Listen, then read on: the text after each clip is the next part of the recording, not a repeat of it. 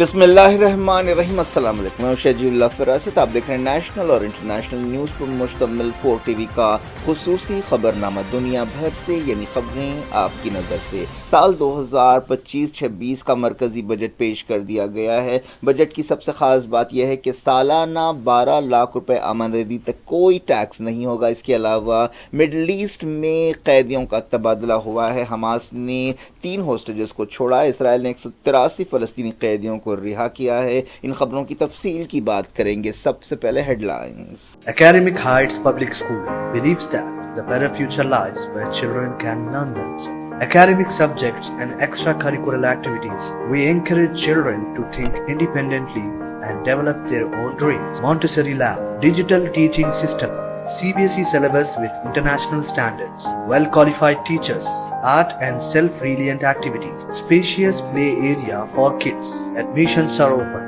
Academic Heights Public School, Shamsherganj, Malakpet, Charminar and Dilsukh Nagar. Hyderabad business expo 2025 industrialist, business man اور traders کے لیے سنہری موقع۔ Hyderabad business expo میں مختلف انڈسٹریز سے وابستہ ماہرین موجود ہوں گے۔ یہاں آپ کو اپنا نیٹ ورک بڑھانے کا بہترین موقع ملے گا۔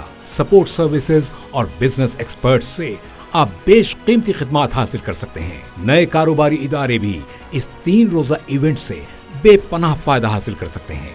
نیچے دیے گئے نمبرات پر کال کیجیے اور آج ہی رجسٹریشن کروائیے۔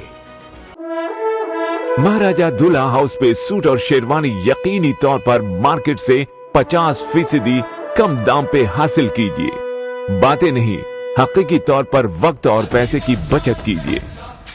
سپر اسٹار سلمان خان کی فیملی بھی ہمارے کام سے بہت خوش ہے۔ یہ آفر صرف اور صرف مہاراجہ دولہا ہاؤس پر، ایک ہی دام، ہول سیل دام، ایبٹ سرکل، سدھی امبر بازار، گول مسجد، گن فاؤنڈری، ایبٹس، حیدرآباد۔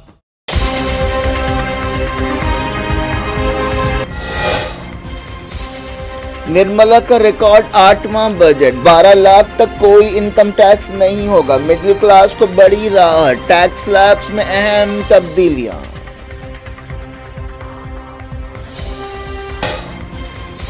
زندگی بچانے والی دوائیں سستی، ٹچ سکرینز مہنگے، ایکسپورٹس کو بڑھاوا ملے گا۔ بہار کو نوازا گیا، اپوزیشن کی تنقید۔ مودی نے جنتا جناردن بجٹ قرار دیا، کہا خزانے بھرنے پر نہیں، شہریوں کے ہاتھ میں پیسہ رکھنے پر توجہ دی گئی۔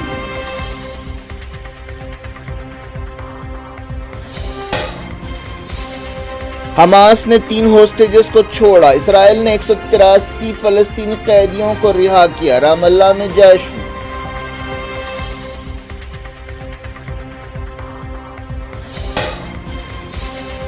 حماس نے کہا طوفان اقصی کے مقصد حاصل کر لیے گئے، دوسرے مرحلے پر بات چیت اگلے ہفتے شروع ہوگی۔ شیخ تمیم اچانک دمشق پہنچے، احمد الشرع سے ملاقات۔ قطر سیریا کی دوبارہ تعمیر میں اہم رول ادا کرے گا۔ پاکستان کے بلوچستان صوبے میں جھڑپیں، 18 فوجی اور 23 دہشت گرد ہلاک۔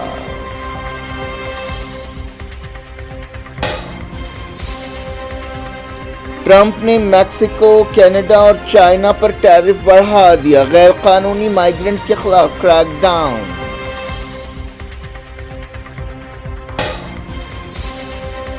گجرات فسادات قانونی لڑائی کا چہرہ، ذکیہ جعفری کا انتقال، آخری سانس تک قاتلوں کا پیچھا کرتی رہی۔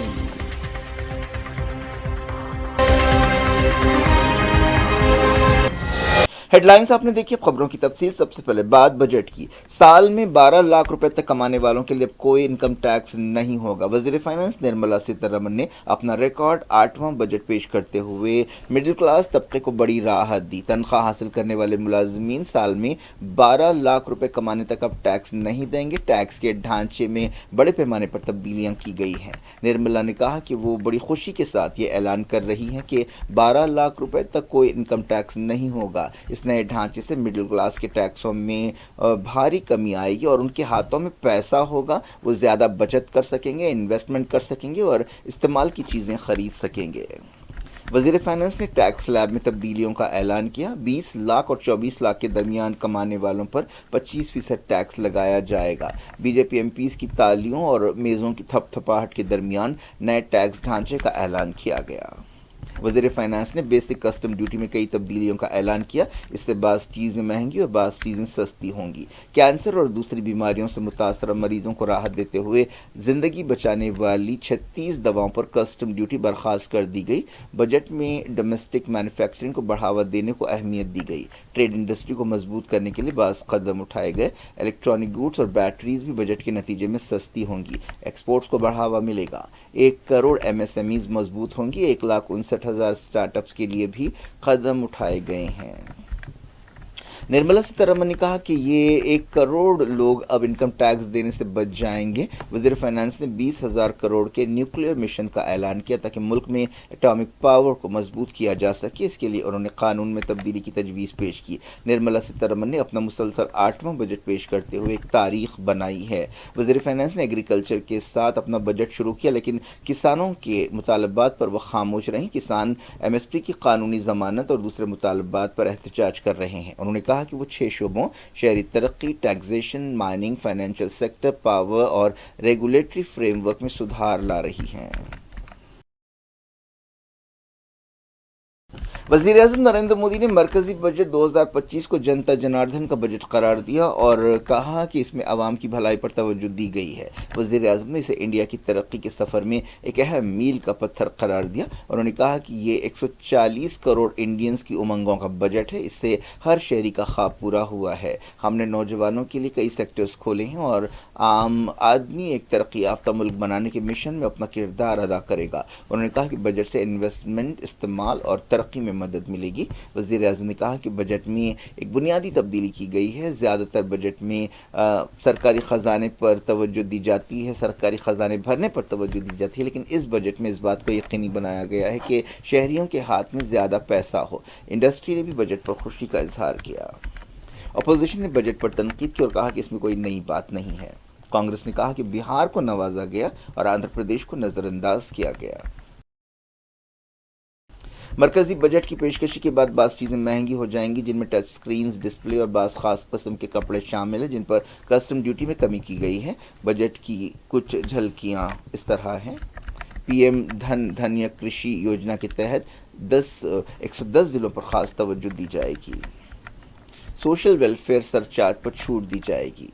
100 سے زیادہ معاملات کو جرم کے دائرے سے نکالنے کے لیے ایک بل پیش کیا جائے گا. پرائیویٹ سیکٹر کے ساتھ پارٹنرشپ کے لیے 20,000 کروڑ روپے الاٹ کیے جائیں گے. سفر میں سہولت کے لیے مدرا لونز دیے جائیں گے.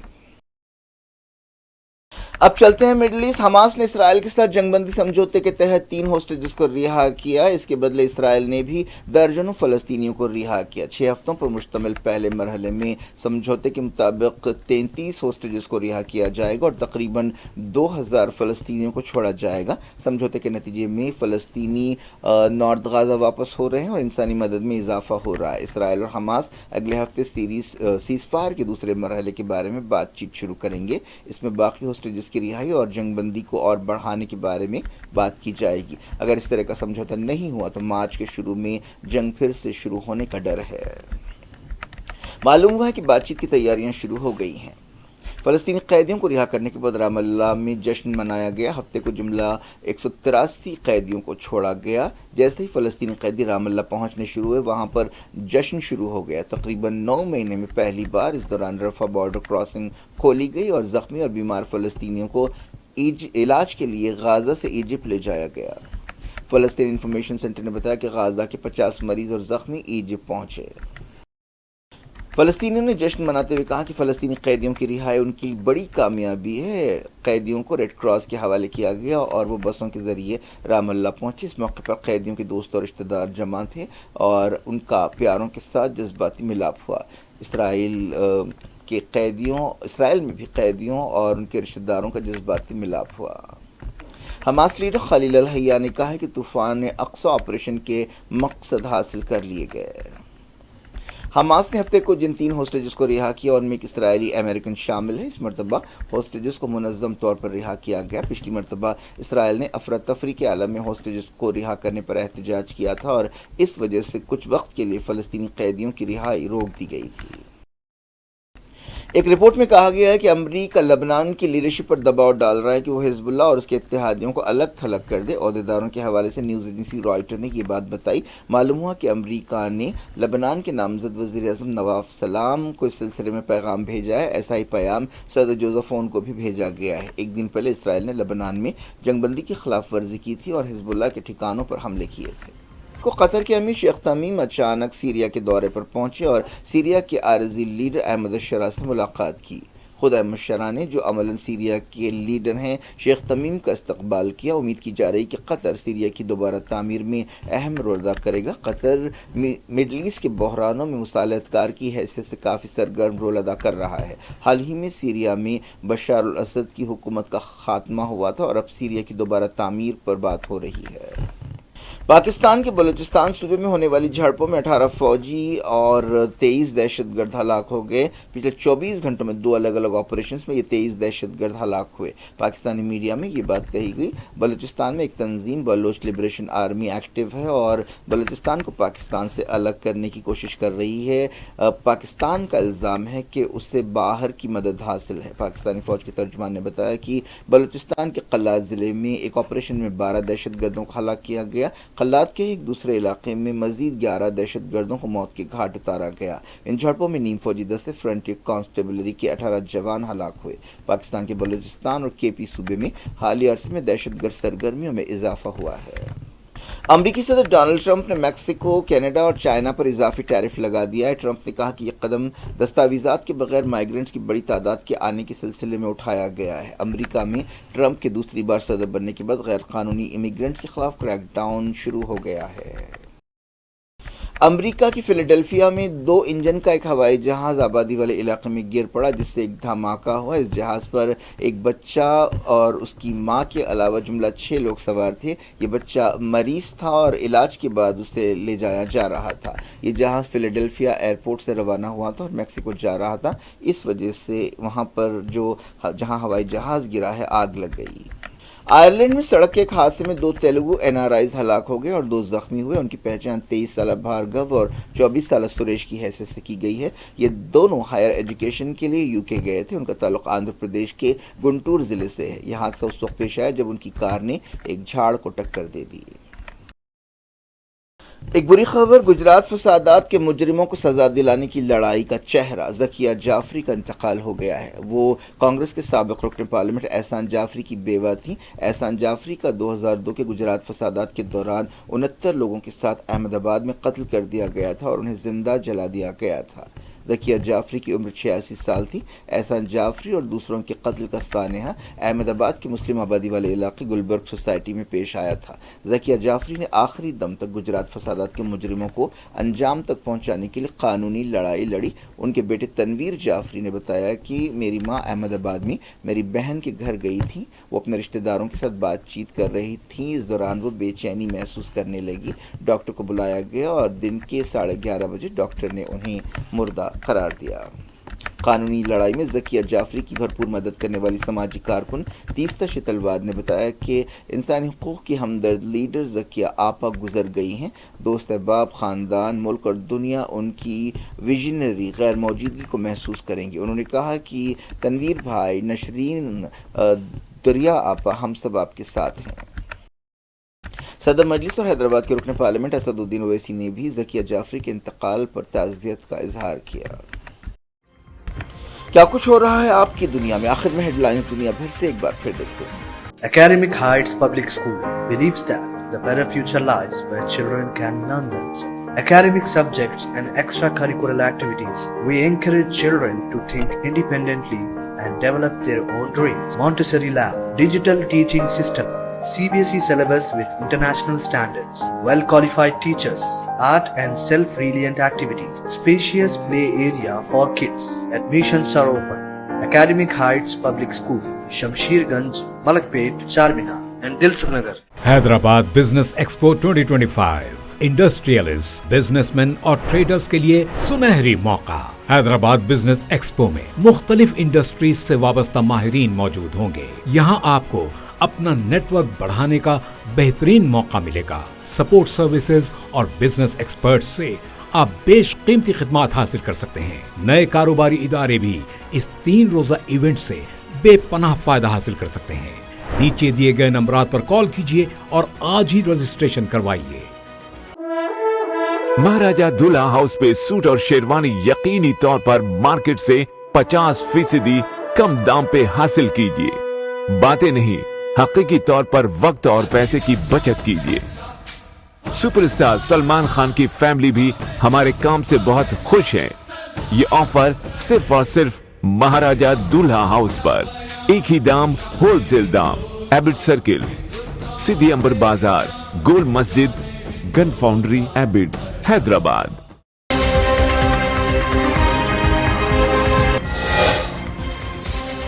निर्मला का रिकॉर्ड 8वां बजट, 12 लाख तक कोई इनकम टैक्स नहीं होगा। मिडिल क्लास को बड़ी राहत, टैक्स स्लैब्स में अहम तब्दीलियां।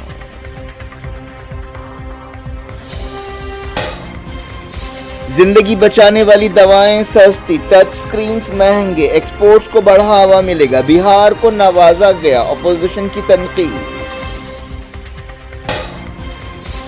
मोदी ने जनता जनार्दन बजट करार दिया, कहा खजाने भरने पर नहीं, शहरियों के हाथ में पैसा रखने पर तवज्जो दी गई।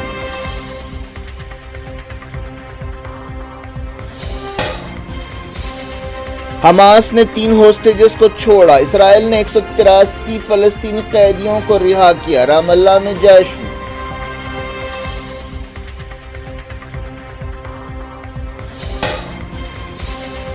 हमास ने कहा तूफान अक्सा के मकसद हासिल कर लिए गए, दूसरे मरहले पर बातचीत अगले हफ्ते शुरू होगी। शेख तमीम अचानक दमिश्क पहुंचे, अहमद अल-शरा से मुलाकात। कतर सीरिया की दोबारा तामीर में अहम रोल अदा करेगा। पाकिस्तान के बलूचिस्तान सूबे में झड़पें, 18 फौजी और 23 दहशतगर्द हलाक।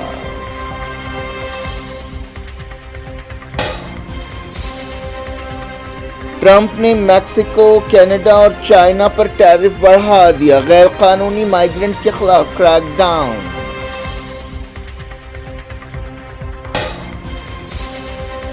गुजरात फसादात कानूनी लड़ाई का चेहरा, ज़किया जाफरी का इंतकाल, आखिरी सांस तक कातिलों का पीछा करती रही।